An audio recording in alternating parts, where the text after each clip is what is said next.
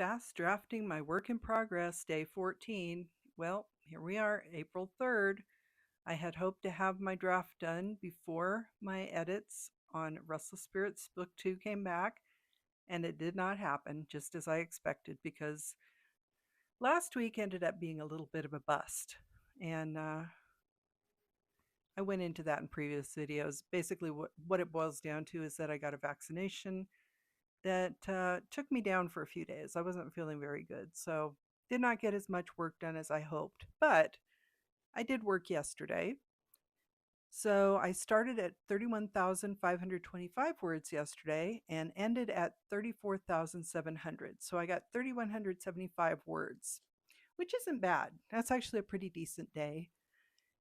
Uh, this morning I got back my edits for Restless Spirits Book Two, and I have a lot of work to do. So I had been toying with the idea of possibly doing some edits for part of the day and then some work on Battleborn Bride for the rest of the day.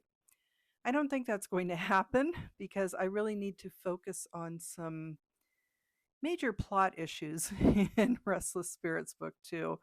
There are inevitably things that fall through the cracks when we are writing these stories, even when I outline them. Sometimes I just kind of lose track of what's happening, and I apparently lost track of a couple things that I need to fix, and so I'll have to do some shifting and rewriting. And I have until April 17th to get that done, so 2 weeks from today. So I really need to focus. The sooner I get that done and return to my editors, the better, and the better I will feel.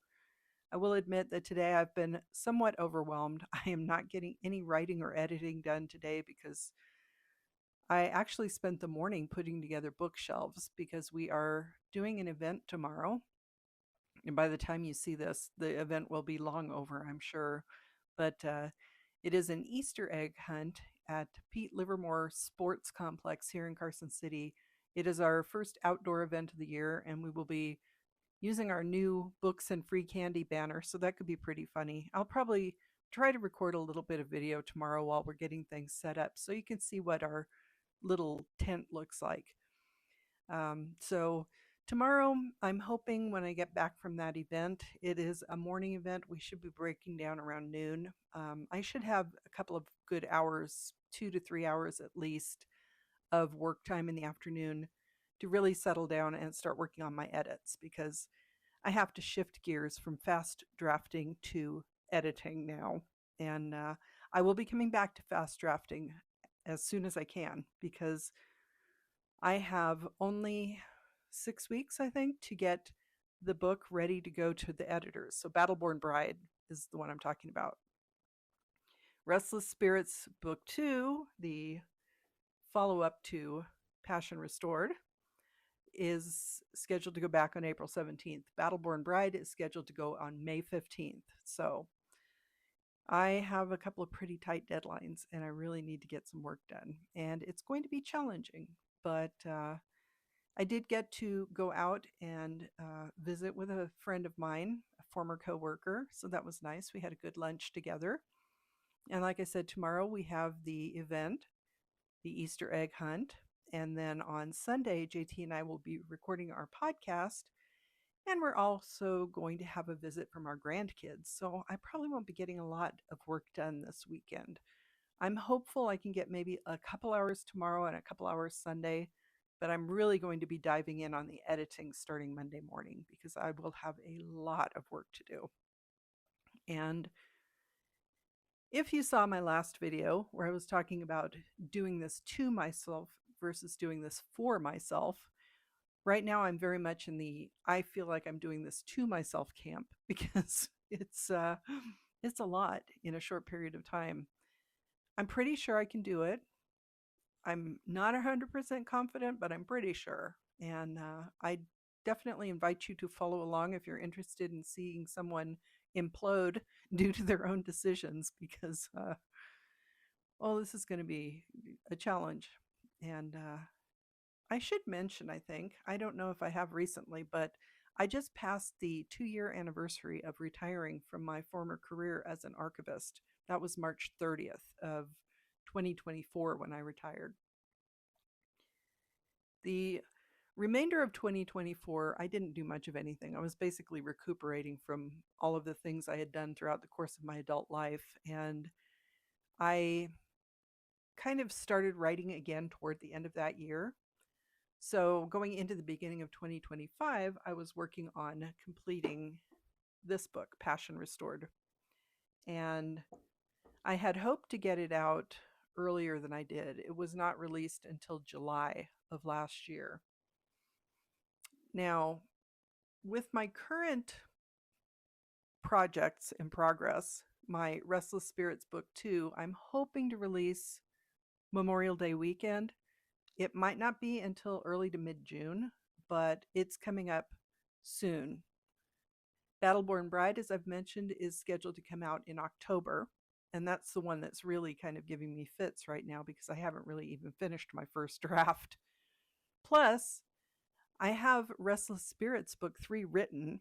I need to do revisions on it before sending that one off to the editors.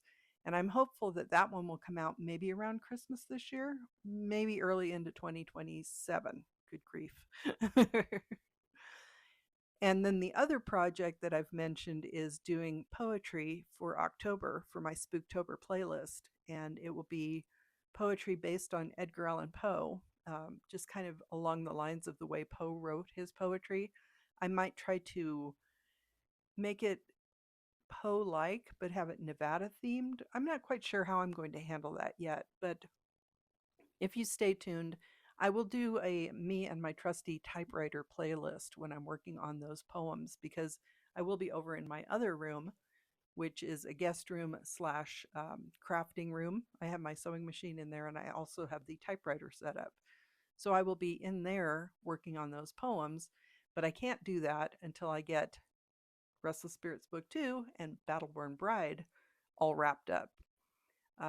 Book 3 of Restless Spirits, like I said, it's already written. I'm not going to really stress about that one for this year because I think I've already done enough. Having two books coming out so close together may not have been the best idea, but we'll see how it goes. I do hope that moving forward, since I have another 3 books planned for the Restless Spirit series, so it's a total of 6 books. I would like to get the Restless Spirits series wrapped up in 2027, I hope,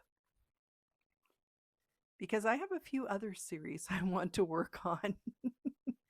I have one that I started. I can't remember if I started it as a duology or a trilogy. It would be women's fiction. And then the offshoots connected to that trilogy, duology, or trilogy would be standalone romances. And so that's something I called the first book Leaving Valentine. And I actually was promoting that many years ago now that I was going to be putting that out, and things happened and I didn't quite get there. So I want to finish that series. And I do have a lot of the side books, the standalones that would be related to that, kind of started. So I have a lot of things that I could easily pick up and complete, but I need to first kind of complete what I'm doing already. So I don't think in the future that I will be doing back to back books the way I am right now because this is a lot of stress that I don't really need. And I may change my mind about that once the books come out and think, oh, that was fun. And so I'll have to come back to these videos to remind myself of how I felt because I'm literally ready to tear my hair out. I'm doing this for myself because I love writing and I really want to get these books out into the world. I'm not doing this to myself. I'm not punishing myself. I'm really actually enjoying this. I feel like a real writer for the first time in a long time. And we'll see what happens going forward. So that's where I am today. For the moment, this is a pause in the fast drafting my work in progress, progress playlist. I'm only putting it on pause until Restless Spirits Book 2 is edited and returned to my editors. So I will be probably talking about that more for the next few days at least. It could be up to the next 2 weeks, but I'm hoping to get it done. Fingers crossed, maybe within a week would be nice. I think that would be the sweet spot. Coincidentally, we are keeping our editors very busy because this coming Friday, April 10th, JT's next book actually is going to start editing with our same editors.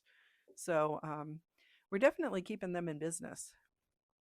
And I will say that as small independent authors and publishers, we are not recouping the money we are putting into our books right now. Um, I will say, though, that JT just informed me that I sold another copy of Passion Restored yesterday. So that's 2 days in a row, and they were both paperbacks. So I'm a little excited about that. It would be kind of fun to have sell one book a day throughout the month of April, but I'm not counting on it. I'm guessing that that was coincidence and there won't be any more sales for a while, but we'll see. I'm hopeful that when my successive books in the Restless Spirit series come out, that maybe it will pick up a little bit. But JT has his Sheriff in Nevada series. He's got his Emma Parks series. He's got his Serving Salvation series. And we do sell a few books here and there, but normally, actually, when we're out at events. So we're hoping to get at least a handful of sales tomorrow. We have pared down the number of books that we're taking to the event, which we've never sold out. I mean, honestly, at most events, we sell two, maybe three books. But with all the different books we have available, because we not only have my romance, we have the romance that JT and I co wrote, and then we have all the series that I mentioned. I think we have 18 books total out through our Two More Books company. And if one of his series sells, like his Serving Salvation science fiction series, when those books have sold, for the last few times, people have actually picked up the entire series. So that's nice because then he's got it's a Serving Salvation trilogy, and then he's got the Finding Salvation prequel novella compilation that happens 3,000 years before Serving Salvation. We're hoping that if people buy those books, they buy them as a set.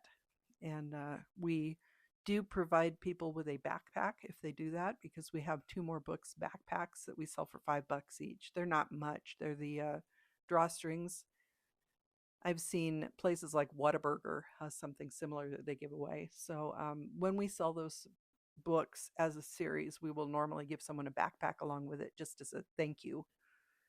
So we'll see how the sales go tomorrow. I will definitely update you on that. Like I said, I will probably get some footage of us setting up the tent, and then I'll come back and tell you how the sales went, because it will be interesting to see if we improve on our sales this year. We we aren't the most gregarious people. We're both very introverted and we're not into the hard sell. So we try to chat with people as they walk by, but understandably, if people aren't really looking for books, and we will be the only people selling books there tomorrow. So, I mean, it's going to be an interesting situation because it is a family event with a lot of kids, and we don't have any kids' books. If we did have kids' books, I think we would have a really good day. But I'm hoping that maybe the parents will be bored while their kids are doing the Easter egg hunt and decide they want to check out some books, because there will be some um, other businesses. I think one of them, I don't know why, but everywhere we go, we run into the booth for Anderson windows, the renewal windows, where I'm sure you've seen advertising for them. So those are people that we see all the time at all the events, and we get all the mailers from them and everything. So I don't know if that's just local to our area or that happens across the country. I would be interested to know. If you are somewhere else in the United States outside of Nevada, do you constantly get bombarded with advertising for Anderson windows? Is that a national thing? Anyway, um, my point was that maybe even people who are in the other booths, there will be some local businesses there. Maybe they'll check out what we're doing, and it might not necessarily be the parents with the little kids. It could be our fellow vendors. Who knows? We'll never know until we try. And it's, if this, I think this may be a first time event. I'm not even sure if it will happen again. It's actually our Nevada Day committee. I think it's partially a fundraiser for Nevada Day, which is, I'll be talking more about that as the year goes on. But it is our big admission day celebration that we have here in Carson City. So think this is the first time they've done this event. And I think, depending on how it goes tomorrow, we'll see if they actually do it again in the future. I'm not sure what the turnout will be. And it will be interesting to see which other vendors are there aside from we've seen. I think the fire department's going to have a booth and things like that. So it will be interesting to see if we have any sales at all tomorrow, honestly. But we keep trying. We never know. A week from tomorrow, we will be at the Nevada State Museum, which I'm really looking forward to. I enjoy that event. The first one we did in the spring of last year was just JT selling his books because my Passion Restored had not come out yet. I don't think we took From Tundra to Tiara, which is the romance we co-wrote. I don't think we took that one with us. I think we mainly took, might have been mostly his Sheriff in Nevada books. So we'll see how that event goes this year. The museum actually bought quite a few copies of our books for their bookstore, which was awesome.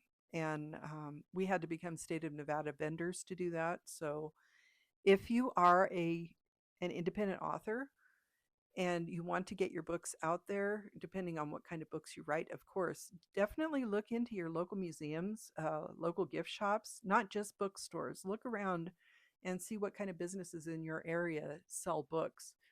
One of the places that I might check into once Battleborn Bride is finished is I may go over to the gift shop at our state legislature because they sell Nevada themed books in there. And I think that might be a good fit since it will be dealing with a constitutional convention. So that may be another place that I try. And again, we will have to have I think we have to have a separate vendor status because the legislature is separate from the executive branch and the museums would fall in the executive branch. So um, that's probably more information than you wanted to know if you are a reader. But if you are a fellow independent author, that might give you some ideas on where you can promote your books. But anyway, back to the fast drafting idea. End of 2 weeks, I did make good progress because when I started out, I was at around 12,000 words. I cut back to around 8,000 because I had to revise based on the idea that I changed it from a historical romance for adults to a young adult historical. And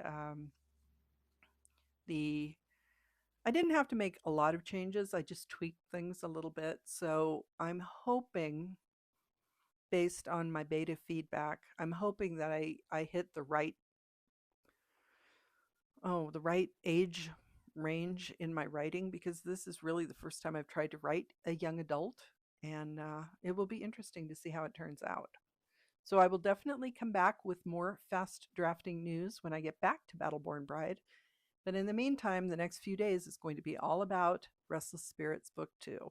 And I did get some good feedback on the story overall. The reader enjoyed it. She actually read the first book and she was happy that the characters continued on and things like that. But there is definitely room for improvement. So I need to really focus on that to get it done in time to return it to my editors by April 17th. So if you're interested in how that goes, well, I don't know. I might start a separate playlist for editing. And I will continue, of course, to do the Life of a Writer playlist as my overall choice. But some of these other things that I'm doing, I might start doing offshoot playlists. So I will switch from maybe the fast drafting my work in progress playlist to editing my work in progress, just to differentiate in case somebody is interested in seeing one area over another. That was a lot more really than I intended to talk about today. But since I'm not working on anything writing related, we have been gathering things up for our event tomorrow, and I probably will just get this posted and then spend the rest of the evening relaxing and letting my head calm down because I'm a little stressed about the next few weeks, but I can do this. And I'm doing this for myself and not to myself. And when this year is over and I look back on all of these videos that I've done, I'm still doing the daily videos, by the way. I'm up to more than 90 days, I think, more than 90 videos. So that has actually been going really well. I'm finding it easier and easier to just put these out there. And I'm not second guessing them at all because I'm too busy. So that I will call a success so far because what does that mean? I have another 275 ish days to go for the year, another 275 videos. Could be interesting. If you um, have any quirky ideas about doing any of the things that I'm doing, you might want to watch my videos and maybe have second thoughts. But I will say that it is a lot of fun. And really, if you have an idea for something fun that you want to try, go for it. What's it going to hurt? Posting daily videos on YouTube really doesn't cost you anything. I'm recording them on my iPhone. We bought some cheap lapel microphones that I plug into my phone. So it's not really very high tech. I think these were less than $20. And then I'm using a free version of DaVinci Pro just to cut off the beginnings and endings. And every once in a while, I'll pop in a picture or something, not heavily edited videos. And then, so really that's the only investment I have other than my time in doing these daily videos. So you don't need a lot of really specialized equipment. JT and I record our weekly podcasts basically the same way. We use our iPhones. He records the video.